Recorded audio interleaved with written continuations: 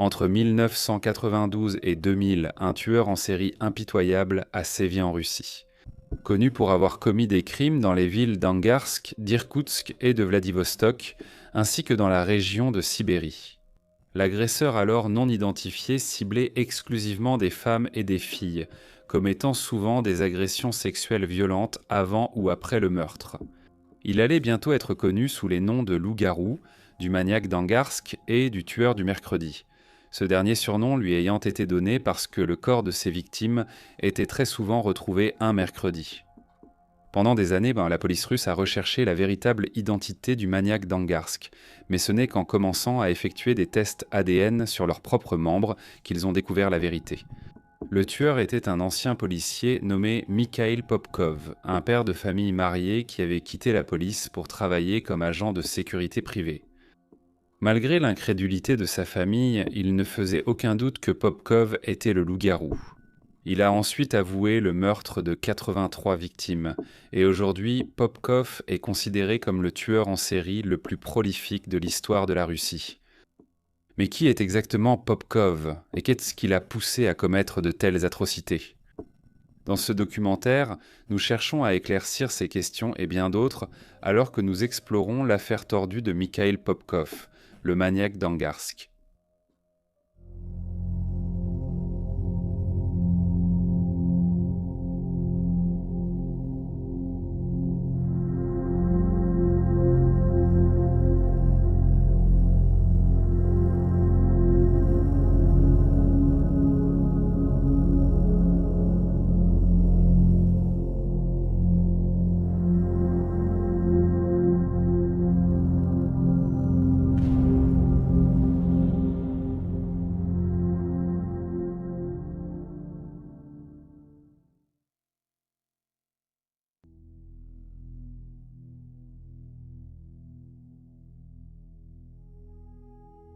Mikhail Viktorovitch Popkov est né le 7 mars 1964 à Narielsk, en Russie. On ne sait pas grand-chose sur l'enfance de Popkov, mais il est tôt rapporté que peu après sa naissance, sa famille a déménagé à Angarsk et qu'il a passé une partie de son enfance chez ses grands-parents.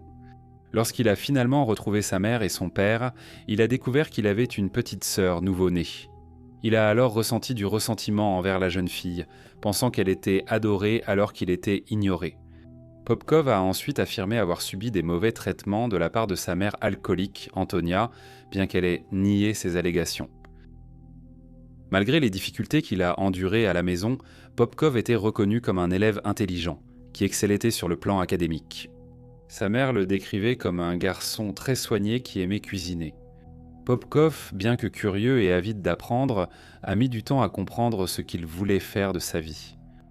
Au début, après avoir terminé ses études, il a passé du temps dans l'armée. Peu de temps après, il a commencé à travailler dans une usine locale où il a gravi les échelons petit à petit, passant de réparateur à opérateur de compresseur. Finalement, Popkov a décidé que les forces de l'ordre étaient la voie à suivre. Il est arrivé à cette conclusion après une rencontre fortuite avec un ancien camarade de classe qui faisait partie de la police des transports.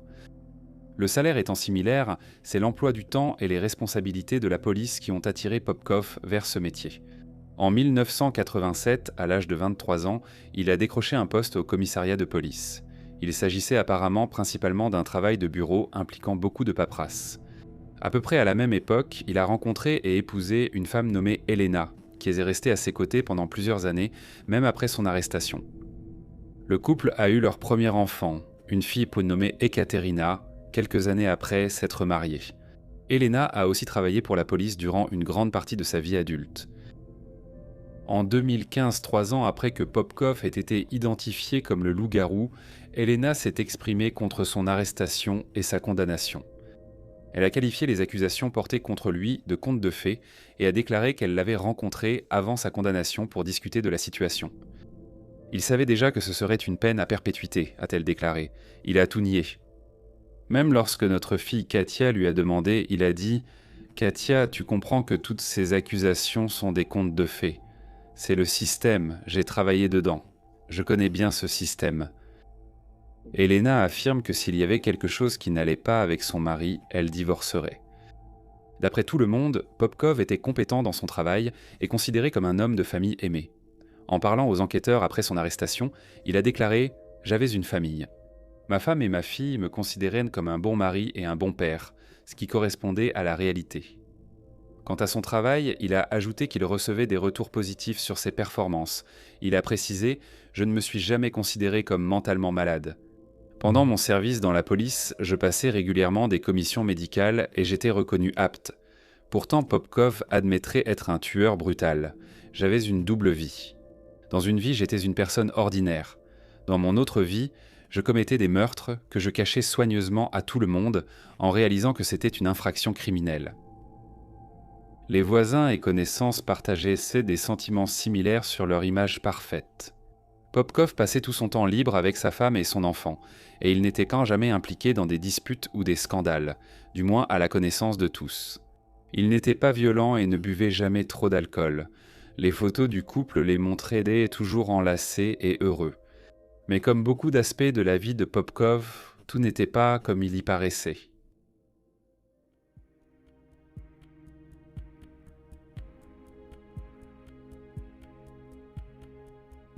Popkov a commencé sa vie criminelle en 1992, lorsqu'il a été arrêté.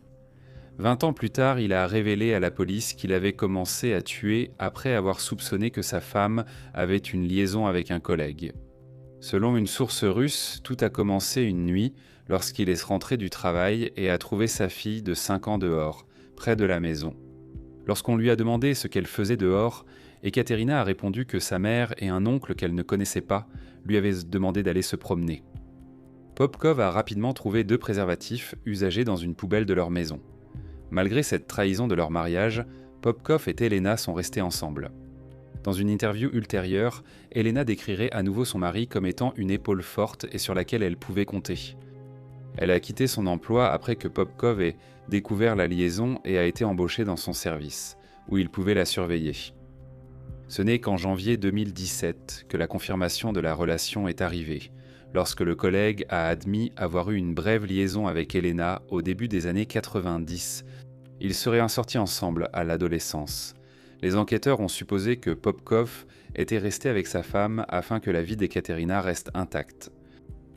Cependant, la liaison n'était pas le seul mobile derrière les meurtres. Il a également affirmé qu'il voulait nettoyer les rues des prostituées. Cependant, la grande majorité des victimes de Popkov ne pratiquaient pas du tout la prostitution. Pour justifier les meurtres, il a affirmé que les victimes étaient celles qui, seules la nuit, sans but, se trouvaient dans les rues et agissaient en négligemment. Qui n'avaient pas peur d'engager la conversation avec moi, de monter dans ma voiture, puis d'aller faire un tour à la recherche d'aventures, pour le plaisir, prêtes à boire de l'alcool et à avoir des rapports sexuels avec moi. Il qualifiait ses victimes de personnes au comportement négatif, ajoutant « J'avais le désir d'enseigner et de punir ». Il pensait essentiellement que toute femme ayant un mari ou un mari et des enfants ne devrait pas sortir boire seule et rentrer tard à la maison. Il considérait ces femmes comme immorales et pensait qu'elles devaient être punies pour leurs actes. Fait notable, de nombreuses victimes de Popkov se sentaient en sécurité car il portait son uniforme de police ou montrait son badge lorsqu'il leur proposait de les raccompagner. Il conduisait aussi une voiture de police. De plus, il est peu probable que nombre de ces victimes aient consenti à des relations sexuelles avec Popkov, puisqu'il est un violeur en série qui s'imposait à ses cibles et tirait plaisir de leur souffrance. Popkov a déclaré que son premier meurtre avait été un acte impulsif.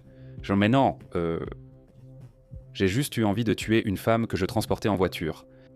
Le journal espagnol La Vanguardia rapporte que sa première victime ressemblait à sa mère et était incroyablement ivre, ce qui explique probablement pourquoi El Artet a été prise pour cible. La routine de Popkov était simple. Il proposait à ses victimes de les raccompagner et une fois qu'elles étaient dans la voiture, il les frappait à la tête jusqu'à ce qu'elles perdent connaissance. Ensuite, il les conduisait dans un endroit isolé, souvent boisé, à la périphérie de la ville, où il les mutilait, les agressait brutalement et les assassinait. Selon les témoignages, Popkov recherchait ces effusions de sang, qu'il trouvait sexuellement excitantes. Il a violé toutes ses victimes, certaines avant leur mort, d'autres après, parfois les deux. Popkov utilisait toutes sortes d'armes lors de ses crimes, sans vraiment en privilégier une par rapport à une autre. Il volait fréquemment dans le stock d'armes confisqué de la police pour se procurer du matériel et jeter l'arme utilisée après le crime, en prenant soin de l'essuyer pour effacer ses empreintes digitales. Il a noté « Le choix des armes était toujours aléatoire. Je ne me préparais jamais à l'avance et utilisais n'importe quel objet dans la voiture. Un couteau, une hache, une batte. Les couteaux, les haches, les battes, les pelles, les tournevis et les poinçons étaient un de ses types d'armes préférés. Il n'a jamais utilisé d'armes à feu et, malgré des rapports l'accusant d'avoir tué au moins une victime avec un nœud coulant, il affirmait ne pas utiliser de corde. L'une des victimes les plus notables de Popkov était une enseignante à l'école de musique de sa fille. Il se souvenait, son cadavre a été retrouvé dans la forêt avec celui d'une autre femme. Ma fille m'a demandé de l'argent car l'école organisait une collecte pour des funérailles. Et Popkov a obéi, donnant à sa fille de l'argent pour contribuer aux funérailles de l'enseignante, arborant le vernis d'un père parfait et attentionné et d'un homme bienveillant. Durant tout ce temps, c'est lui qui avait violemment violé et tué la femme. Dans une autre situation, Popkov se souvenait du moment où il avait laissé tomber son insigne de police sur les lieux d'un crime et était immédiatement revenu le récupérer avant qu'il ne soit découvert par les enquêteurs. Il a cependant été choqué lorsqu'il est arrivé et a découvert que l'une des deux femmes qu'il avait tuées ce jour-là respirait encore. Il a froidement déclaré « Je l'ai achevée avec une pelle ». Les enquêteurs ont décrit les victimes de Popkov comme étant de corpulence généreuse et pas très grande, certains articles de presse notant que ces femmes ressemblaient souvent à sa mère. Les autorités ont suggéré qu'il cherchait à se venger d'elle à travers ses meurtres. Parmi les 29 premières petites victimes qu'il a été reconnu coupable d'avoir tuées, 25 avaient entre 19 et 28 ans, tandis que les 4 autres avaient entre 35 et 40 ans. Ces victimes avaient souvent bu de l'alcool et étaient partiellement ivres. Un expert a souligné que certains meurtres sont survenus plus loin, car Popkov voyageait souvent après avoir quitté la police. En 2013, le Siberian Times s'est entretenu avec la sœur de l'une des victimes de Popkov. Tania Martinova, âgée de 20 ans, a été retrouvée morte aux côtés de son amie Yulia Koprokova le 29 octobre 1998 à Angarsk. La sœur de Tania, Victoria Shageva, a noté « Cela s'est produit il y a 15 ans, mais la douleur ne disparaît pas. C'est moi qui ai offert à Tania un billet pour aller à un concert, et elle a été tuée après y avoir assisté. Tania était mariée et mère d'un enfant à sa mort.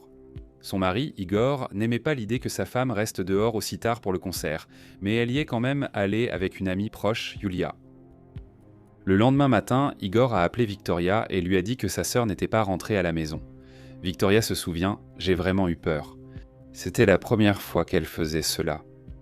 À l'époque, sans téléphone portable, nous pouvions seulement appeler les parents de Yulia, pensant que Tania avait peut-être passé la nuit chez eux. Mais les parents de Yulia ont dit qu'elle n'était pas rentrée non plus. Les familles des deux jeunes femmes ont aussitôt contacté la police, mais on leur a demandé d'attendre 3 jours avant de signaler leur disparition. Plus tard dans la nuit, leurs corps nus ont été retrouvés au bord d'une route. Victoria se souvient à quel point elle a été choquée en apprenant que sa sœur et son amie avaient été assassinés. Elle a noté « Plus tard, on nous a dit que leurs corps avaient été retrouvés côte à côte. Les 2 filles ont été violées, tailladées et mutilées. Les experts nous ont dit qu'elles avaient d'abord été tuées puis violées. Mon frère aîné, Oleg, est allé à la morgue pour identifier Tania. Elle était tellement mutilée. Il était presque vert quand il est sorti de là. Il n'a pas pu dire un mot. Je n'ai pas osé entrer et regarder. Bien que le corps de Tania ait été mutilé, ses proches ont pu lui dire adieu lors de ses funérailles, contrairement à Yulia, dont le visage était tellement défiguré qu'elle n'a pas pu avoir de cercueil ouvert. Les enquêteurs ont vite appris que les 2 jeunes femmes étaient sorties boire un verre avec des amis après le concert, puis qu'un policier leur avait proposé de les raccompagner chez elles. Victoria a déclaré au Siberian Times que leur mère n'avait pas supporté la mort de Tania. Elle a passé le reste de sa vie à contacter des médiums et à chercher des réponses, avant de mourir d'une crise cardiaque en 2007 à l'âge de 66 ans. Victoria a noté « Je pense que son cœur ne pouvait plus supporter la douleur. »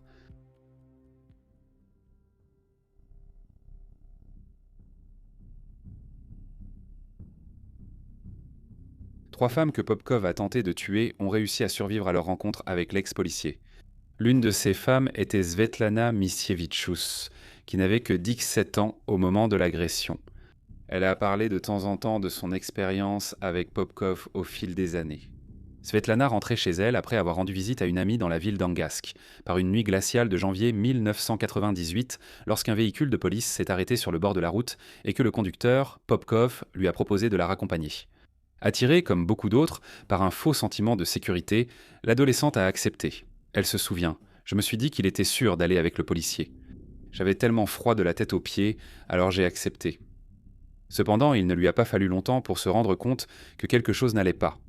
Alors que Popkov dépassait sa maison, Svetlana lui a demandé « Où allons-nous » Il a ensuite conduit l'adolescente dans une zone boisée isolée, où il l'a forcée à se déshabiller et lui a fracassé la tête contre un arbre. Elle se souvenait que Popkov lui frappait la tête contre un arbre à plusieurs reprises, ajoutant que l'épreuve semblait durer une éternité. Svetlana a déclaré « Je tremblais, il voulait me violer, il était muet, il ne répondait à rien, il ne disait rien. Je me suis glissé hors de dessous lui et j'ai couru vers sa voiture. J'espérais y trouver les clés, mais j'ai échoué. Il m'a rattrapé et je suis tombé dans des escaliers. » Bien qu'elle soit blessée, Svetlana a fait de son mieux pour continuer. Elle a essayé de demander de l'aide à des passants, mais ils ont refusé de lui porter secours. Peu après, la jeune fille de 17 ans a vu la voiture de police de Popkov s'approcher. Il est sorti et l'a attaquée à nouveau, la laissant pour morte. Svetlana se souvient. La chose suivante dont je me souviens, c'est que je me suis réveillée à la morgue. Je me suis réveillée, je me suis assise et j'ai aperçu une étiquette sur l'orteil d'un cadavre à côté de moi. Elle s'est ensuite réveillée à l'hôpital. Bien que son âge ait été indiqué comme étant de 25 ans, heureusement, elle a retrouvé sa mère peu de temps après, qui la cherchait désespérément depuis qu'elle n'était pas rentrée à la maison. Suite à sa rencontre avec Popkov, Svetlana était restée paralysée d'un côté de son corps et environ la moitié de ses cheveux avaient été arrachés de son cuir chevelu. En s'adressant au fils en 2018, Svetlana, qui avait alors 37 ans, a remarqué que ses cheveux étaient devenus gris au moment où elle a quitté l'hôpital. Son attaque m'a vieilli de 7 ans. Je ne pouvais ni marcher ni parler. J'ai dû tout réapprendre depuis le début. Cela m'a pris 2 ou 3 mois. J'avais un bégaiement, et je l'ai encore, a-t-elle ajouté. Mon cerveau a été endommagé. Sans lui, j'aurais eu une vie normale, j'aurais eu une famille et j'aurais eu de merveilleux enfants. Une autre victime survivante de Popkov, Evgenia Protosova, s'est également exprimée dans les médias au sujet de son épreuve traumatisante. Evgenia avait 18 ans en juillet 1999 lorsqu'elle et son petit ami ont quitté un restaurant vers minuit après un rendez-vous. Bien qu'il l'ait invitée à revenir chez lui, Evgenia a refusé et lui a demandé de la raccompagner chez elle. Cependant, son petit ami, vexé par son refus, a refusé de la raccompagner. Evgenia a donc marché seule. Comme Svetlana et bien d'autres victimes, une voiture de police s'est vite arrêtée près d'elle. Popkov, en civil, a montré sa carte d'identité à la jeune femme de 18 ans et a proposé de la raccompagner. Evgenia a accepté. À l'intérieur du véhicule, elle a reçu un coup à la tête. Elle s'est réveillée dans une forêt isolée avec Popkov debout au-dessus d'elle. Il l'a traînée par les cheveux et l'a violemment battue. Evgenia se souvient, je me souviens très bien de ce visage. Il ressemblait à une bête et j'étais complètement terrifié. La jeune femme de 18 ans savait que si elle ne s'échappait pas, Popkov la tuerait. Elle a réussi à se libérer et à fuir son agresseur, mais il l'a rattrapée et a continué son attaque. Elle a déclaré qu'après cela, tout était devenu noir.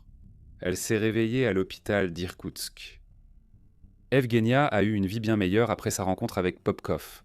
Elle a noté « J'ai maintenant une bonne famille. Je suis mariée et j'ai 2 enfants. J'ai un fils et une fille. » Pendant des années, les autorités croyant que l'homme recherché était ouvrier métallurgiste, cheminot, chauffeur ou employé de cimetière. Ils n'ont jamais envisagé la possibilité que le loup-garou soit l'un des leurs, pas avant 2012 lorsque Popkov a été arrêté. Cela a suscité de nombreuses critiques publiques envers la police, car les survivants ont déclaré que leurs témoignages étaient souvent ignorés par les enquêteurs. Peu de temps après avoir quitté l'hôpital, Svetlana s'est rendue à la police avec le soutien de sa mère et leur a dit qu'elle avait été abordée et agressée par un policier. La jeune fille de 17 ans a même réussi à identifier Popkov à partir d'une photographie, un ancien policier ayant déclaré au Siberian Times qu'elle l'avait clairement reconnu. Cependant, la police ne l'a pas cru car la femme de Popkov, Elena, avait inventé un alibi pour son mari. À au moins 2 reprises, la femme de Popkov a fourni un alibi lorsqu'il était soupçonné ou accusé d'être impliqué dans une agression. La deuxième fois, c'est lorsque Popkov a contracté la syphilis à peu près au moment où une nouvelle victime a été découverte, elle aussi porteuse de la maladie. Les soupçons des enquêteurs auraient dû les amener à effectuer un test ADN comparant l'ADN de Popkov aux preuves retrouvées sur la scène du crime. Cependant, ils ont refusé de le faire parce qu'Elena avait affirmé que son mari était avec elle au moment du meurtre. Les critiques de l'enquête initiale sur le maniaque d'Angarsk ont noté que l'affaire aurait pu être résolue plus tôt si la police avait été plus disposée à écouter les survivants et à effectuer des tests appropriés. Avec les maigres preuves dont ils disposaient, au lieu de simplement se fier à la parole d'Elena Popkov. Bien qu'il y ait eu peu de preuves matérielles, un échantillon d'ADN et des traces de pneus de sa Lada 4x4 ont été retrouvés sur certaines scènes de crime pour analyse. Pourtant, ils ont été à plusieurs reprises écartés par les enquêteurs.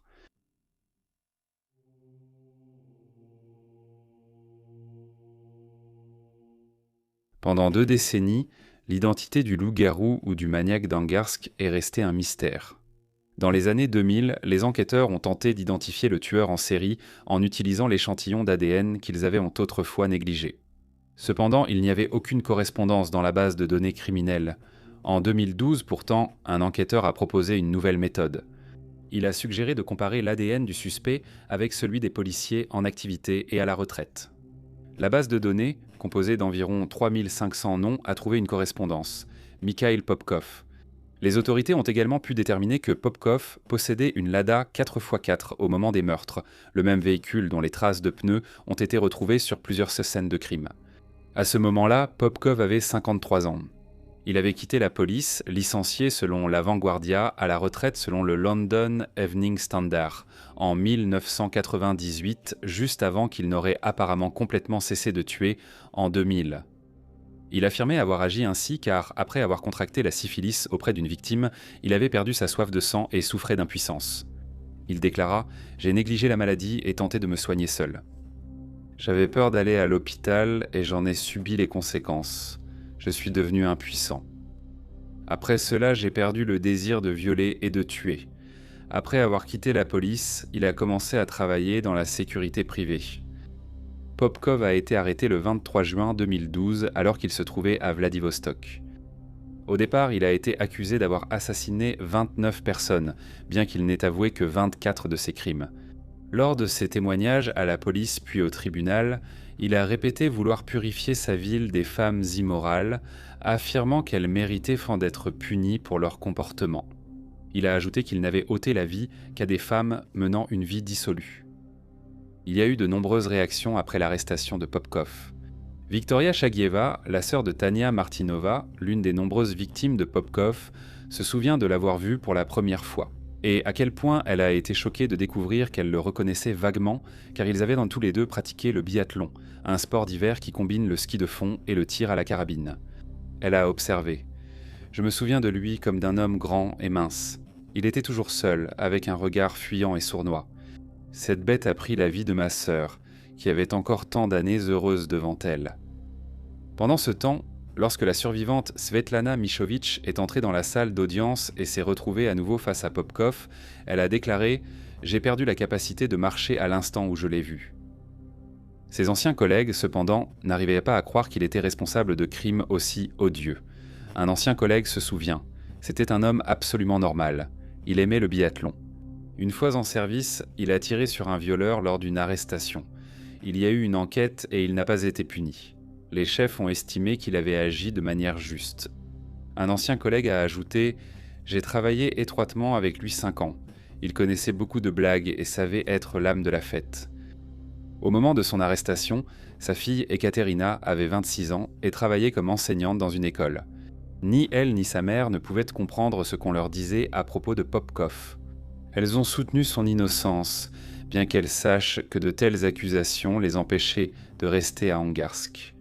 Elena a vendu la maison familiale et, avant de partir vivre ailleurs, elle et Ekaterina ont changé de nom. Elena a déclaré « Je le soutiens, je le crois. S'il était libéré maintenant, je ne dirais pas un mot et nous continuerions à vivre ensemble. Je l'aime, je le soutiens. Il ne m'a fait aucun mal pendant toutes ces années. Je me sentais en sécurité avec lui. » Un procureur principal a noté que le couple n'a pas divorcé après la condamnation de Popkov, déclarant « Sa femme a écrit des recours et a demandé à le voir en prison jusqu'au dernier moment et ils se voyaient souvent. L'épouse n'a pas rejeté son mari même après sa confession choquante aux enquêteurs. Ils sont toujours mariés. Ekaterina, quant à elle, croyait qu'une autre personne était responsable des crimes dont son père avait été accusé. Lors d'une interview à la télévision, elle a déclaré « Je ne crois rien de tout cela. Je me suis toujours sentie comme une fille à papa. Pendant 25 ans, nous avons été main dans la main. Nous marchions, faisions du vélo, faisions les courses, et il venait me chercher à l'école. Nous partageons la passion des voitures miniatures. » Elle a également ajouté qu'elle voulait devenir criminologue et qu'elle lisait beaucoup de livres sur les tueurs en série. Elle a dit « J'ai lu un livre sur les méthodes des enquêteurs pour attraper les tueurs en série et sur les principales classifications des meurtriers. Papa ne correspond à aucune de ces classifications.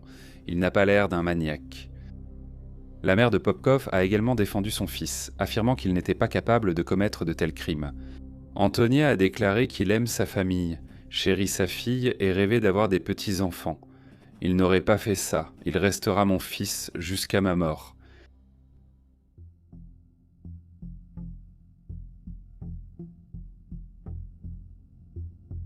Popkov a été condamné pour la première fois en janvier 2015 après avoir avoué 22 meurtres.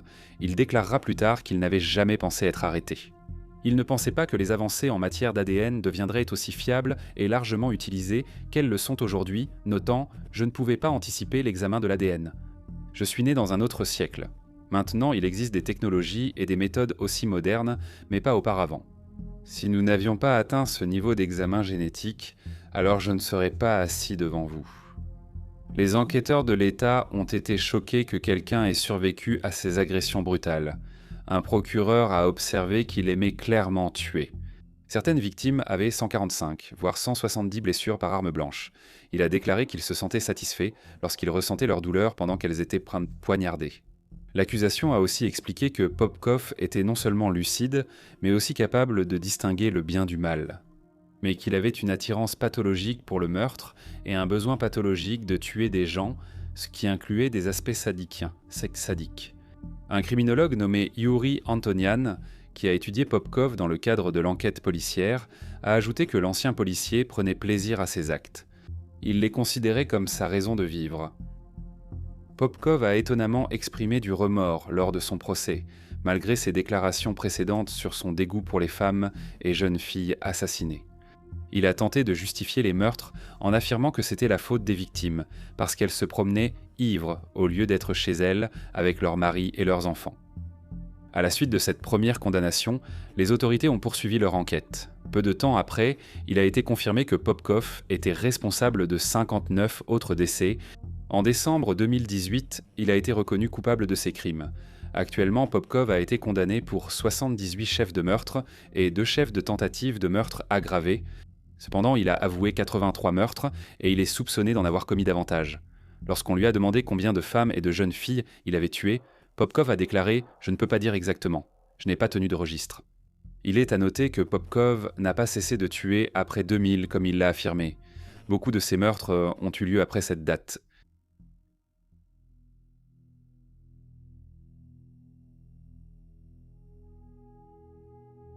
Popkov a reçu 2 peines de réclusion à perpétuité dans une prison de haute sécurité après ses condamnations. L'année dernière, en 2023, il a écopé de 10 années supplémentaires après qu'il a été découvert qu'il avait tué 3 autres femmes. En octobre 1997 et en mars 1998, il a étranglé 2 femmes, toutes 2 âgées de 25 ans.